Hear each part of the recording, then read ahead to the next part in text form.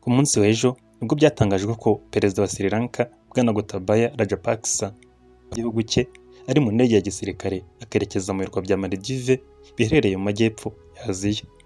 Ni nyuma y'aho abaturage bagaragaye mu ngoro ye bigaragambya basakabaka ndetse bamusaba kwegura, bamutegekaga kwegura kubera ibibazo by'ubukungu barimo. Bikaba byaratumye ubuzima buhenda muri iki gihugu ndetse ibikomoka kuri peteroli bikabura, ibiribwa, imiti, amashuri n'ibindi byose bikangirika bikanahagarara.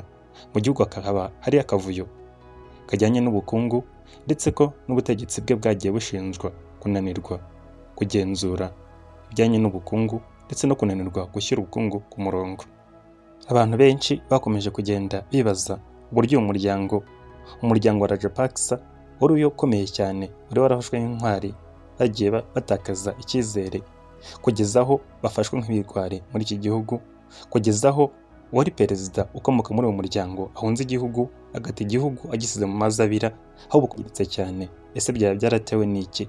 Ni irihe kosa uyu mugabo yakoze cyangwa ni irihe kosa umuryango we wakoze ryatumye bisanga bangwa n'abaturage, bangwa na rubanda, byanatumye bamukura mu ngoro ye bakamusangamo, bitari byarigeze bibaho muri iki gihugu? Duhereye mu mizi, umuryango wa Rajapaksa wahindutse intwari za rubanda nyuma yo ntambara yari imaze imyaka 26. Yari iyobowe n'umutwe w'ibyihebe wa Liberation of Tiger of Tamil. Uyu mutwe ukaba wari warayogoje rubanda, ukaba warangije byinshi ndetse na rubanda nyamwinshi akaba yarahuriye ubuzima kubera ibikorwa by'uyu mutwe. Uyu muryango wa Rajapaksa wifatanyije n'igisirikare ubashije guhagarika iyi ntambara yaterwaga n'uyu mutwe, ndetse uyu mutwe utsindwa ruhenu. Bityo ibyo byahaye imbaraga umuryango wa Rajapaksa ndetse bibatuma bagera ku butegetsi mu buryo bwiza kandi bahagera ari nk'intwari. Ubwo uyu umugabo witwa Mahinda Rajapaksa akaba na mukuru wa Gotabaya Rajapaksa nawe yahise afata ubutegetsi, aho yayoboye Sri Lanka mu gihe cy'imyaka 10. Ubutegetsi bwa Mahinda Rajapaksa yarakunzwe cyane ndetse kugeza naho yaje guhabwa akazina ka Father of the Nation. Ugereranyije ni nko kuvuga ngo ise wa rubanda cyangwa ise w'igihugu, papa w'igihugu. Yaje kuva ku butegetsi abusigira Bwana Gotabaya Rajapaksa, ariko habanje kunyuramo undi muntu wayoboye iki gihugu waje gutsinda Mahinda, wari minisitiri w'ubuzima. Tugarutse ku butegetsi bwa mukuru we Mahinda Rajapaksa, ubwo yari ku butegetsi imyanya yose ikomeye yari yihariwe no mu muryango we, aho twavuga murumuna we Gotabaya yari minisitiri w'umutekano, naho undi bavukana nawe witwaga Basil Rajapaksa yari minisitiri w'imari, akaba n'umuyobozi w'inteko ishinga amategeko. Ku butegetsi bwabo bwari buhagarariwe na mukuru wabo Mahinda Rajapaksa, ubwo ngubwo igihugu bwabaye nk'ubuzamuka, intambara iratuza, amahoro agaruka mu gihugu ndetse n'abaturage batangira gukirigita ifaranga. Ariko ibintu byatinze kuko byaje kugaragara ko mu myanzuro yagiye ifatwa yose yari ifite icyashya, ndetse byanatumye ubukungu butangira kurindimuka. Nubwo bwose ubuhangage bw'uyu muryango bwari buhagaze neza muri rubanda, binagaragara ko rwose bafite iterambere, bafite nziza ku gihugu, ariko burya byari inyuma y'amarido byari biteye ubwoba, ndetse uyu muryango byaragaragaraga ko uri mu marindimuka. Muri raporo ya UN yasohotse mu mwaka wa 2021, guverinoma yari iyobowe na Rajapaksa yatangiye gushinjwa guhonyora uburenganzira bw'ikiremwamuntu ndetse n'ibikorwa byo kwica no gufata ku ngufu abataravugaga rumwe nayo, cyane cyane abakomokaga muri kara gace ka Tamil kari karashinze uriya mutwe barwanyije.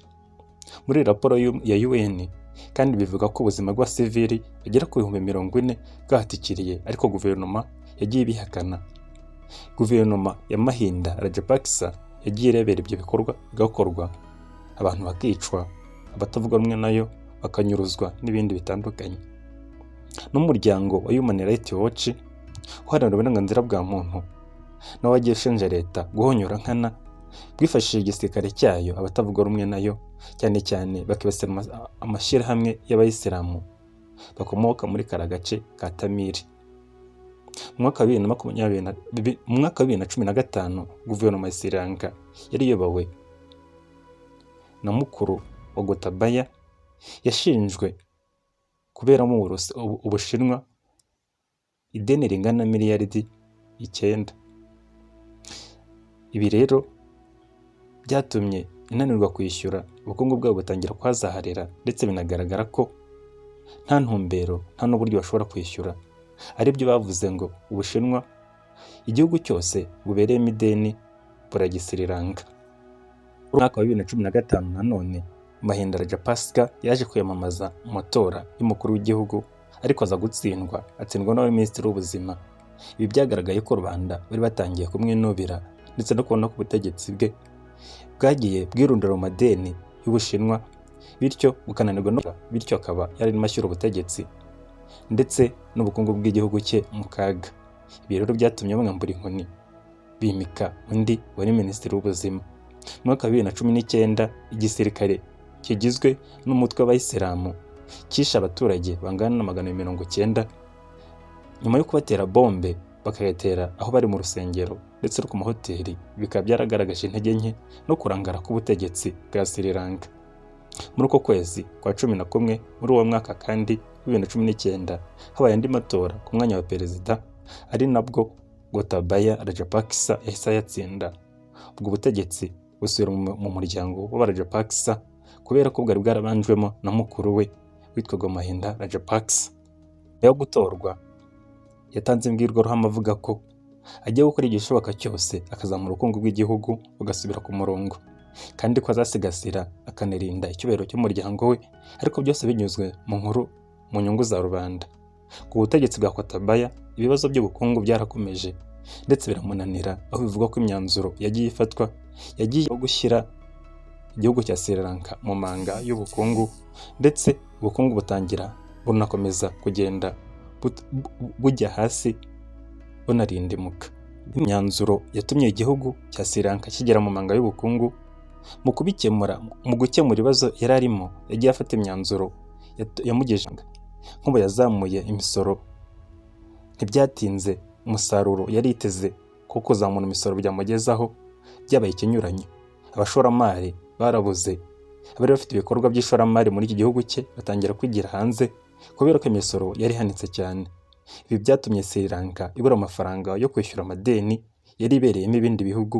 Mu gukemura iki kibazo hatangiye kwishyura amadeni hakoresheje umutungo wa Sri Lanka wari mu yandi mabanki, cyane cyane amabanki yari hanze y'igihugu. Mu gukora ibi byatumye ifaranga ry'igihugu cya Sri Lanka ritakaza agaciro. Abantu barakena, ibiciro ku isoko birazamuka cyane, amafaranga yo kugura ibikomoka kuri peteroli n'ibindi biva hanze arabura. Kubera uruhuri rw'ibibazo byatumye anahubuka, afata n'indi myanzuro yagiye ishyira igihugu cye mu kaga. Abantu batangiye kwinubira uburyo ayoboye ndetse na politiki ye ifaranga no kuzamura ubukungu, uburyo iri kugenda itsindwa. Ibikomoka kuri peteroli byarabuze, imiti irabura, ibiribwa birabura, ndetse rubanda batangira kwicira isazi mu maso. Abaturage ndetse batangira no kubangamirwa n'inzego z'umutekano n'ugerageje kugira icyo yakora ngo yiteze imbere, cyane cyane akwebye umusoro, dore ko umusoro wari warahanitswe muri iki gihugu, bikaba byanatumye rwose ubuzima buhenda kuri benshi. Mu kwezi kwa gatanu k'uyu mwaka byatumye uwari minisitiri w'intebe yegura, biturutse ku myigaragambyo abaturage bakoze itewe n'uburakari bwagaragaraga ko batewe n'ubukungu bwagiye bwangirika. Bikaba bikeka ko n'intambara y'Uburusiya na Ukraine yabigizemo uruhare mu kwegiserera cyangwa mu kongera umuriro mu ihungabana ry'ubukungu bw'igihugu cya Sri Lanka. Ibibazo by'ubukene byarakomeje, bikomeza kwiyongera, abaturage bakomeza gukena ndetse no kurya akarungu, kugeza aho byageze aho batera inkuru y'umukuru w'igihugu ejo bundi, bagasanga umukuru w'igihugu yahungishijwe kubera ko inzego z'umutekano zari zabimenye zimuhungishiriza ahantu hatazwi. Ubwo yari mu buhungiro yaje gutangaza ko ku itariki ya 13 azegura agasiga ubutegetsi. Abaturage kuko bigaragambyaga bamusaba kwegura kubera kunanirwa kugenzura no gushyira igihugu ku murongo, ndetse ubukungu bukangirika kubera ko yari leta ye ishinjwa kuba yaramunzwe na ruswa no kwimakaza icyene wabo mu butegetsi bwayo. Ku itariki 13 nibwo byatangajwe ko uyu mugabo yahunze igihugu agahungira mu ndege ya gisirikare akerekeza mu birwa bya Maldives. Ngayo nguko ko umugabo wari intwari yaje guhinduka ikirwari.